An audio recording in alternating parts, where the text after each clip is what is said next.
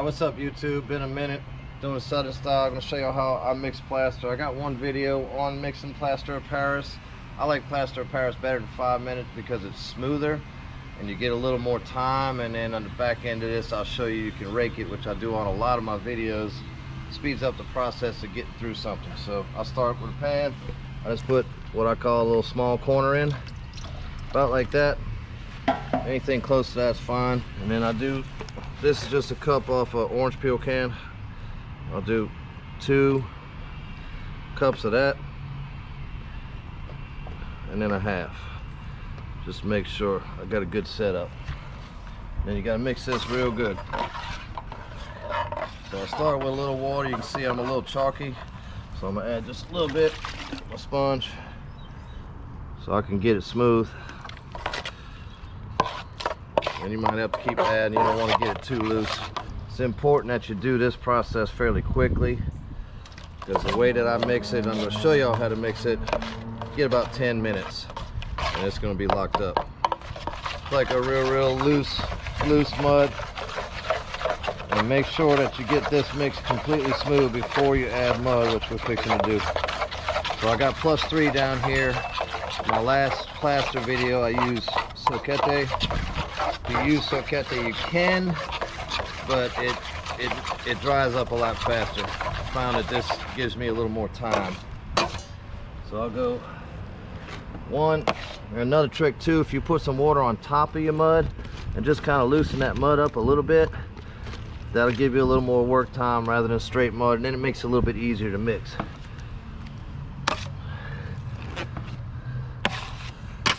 So I got a pretty big patch. Do about 2.5, 3 scoops, get me a full pan. And then you gotta mix this very thoroughly together. So I'll move my left hand, and my right hand's basically staying still. That's the trick I use. And obviously you don't want to do this too hard or you make a mess, but once you get something smooth going here, then you can speed up the process. It's a combo of the right hand, left hand moving, helps get it mixed thoroughly. Then I'm going to catch my corners, both sides, flip to the middle. Make sure you get all that plaster out of that corner and off the bottom and mix thoroughly in your mud. This is a little bit looser than what I like it, but this is going to give me a little more time too. So we're going to go upstairs, put it on the ceiling, and I'm going to show you. So I had a water leak here, and so we did what we could, and I nailed everything back up tight. So we got just the moldy part out. Everything's dry. It's been a year. Get this bad boy taped with my fiber fuse, which I strongly recommend. A lot of people online saying paper and mesh and blah blah blah, but if you're doing patches, you can't beat this tape.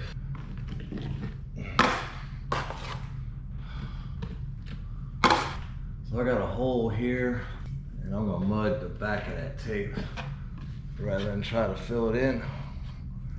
If you do that, gravity won't hurt you so bad.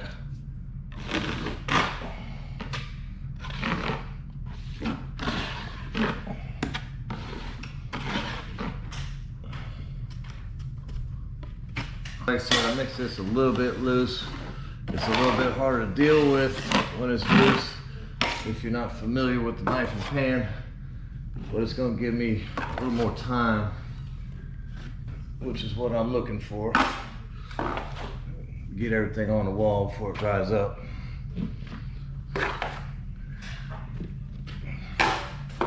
Just got to keep moving.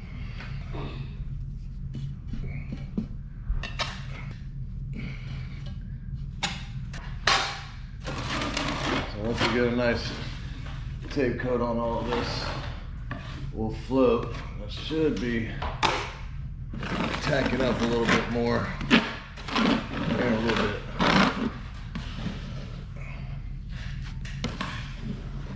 A bad hump there, so I'm gonna put another piece.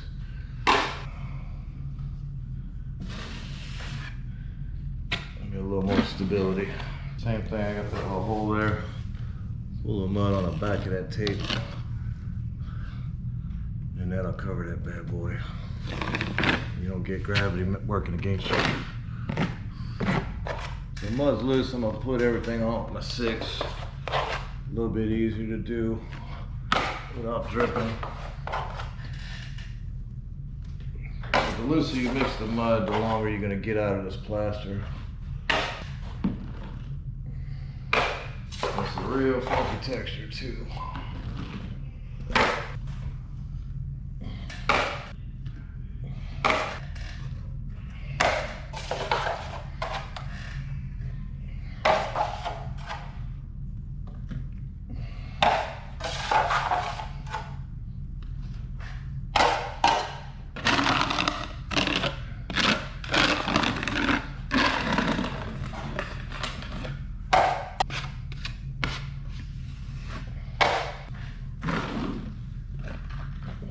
Probably not good enough with this pan. Might have to get one more on it.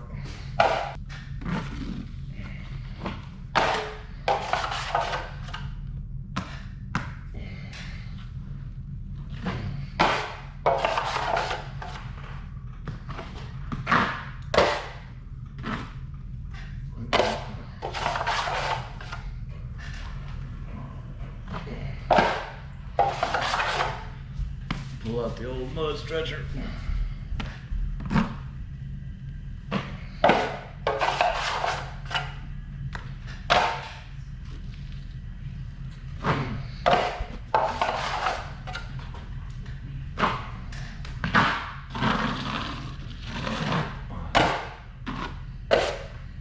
That's not super pretty, but it's coated. And I'll show you why I use plaster as soon as this dries.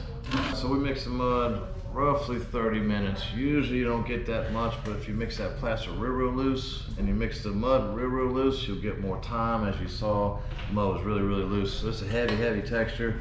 We're setting up now, so I'm dry to the touch. But it's imperative you get these edges sponged before it gets too hard, especially over this heavy funky texture.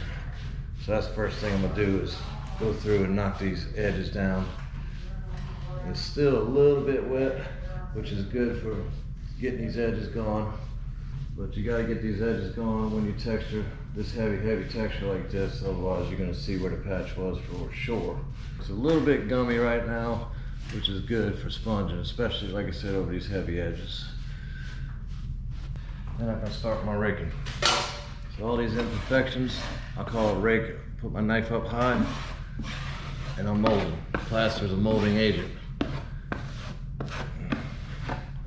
So I'm gonna fill everything I rake off. I'm gonna double up and fill.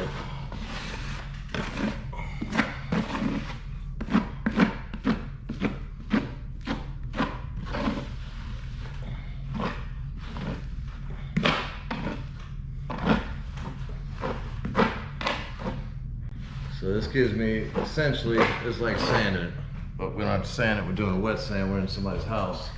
So I don't want to sand, come back tomorrow. So this speeds the process up of getting done and limits my mess in the homeowner's house.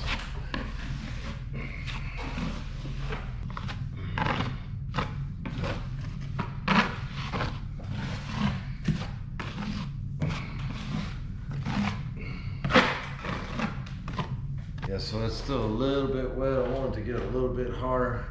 So I'll probably give it a little bit more time so I can get a real good feel on it. But as you can see, just raking makes it a whole lot better.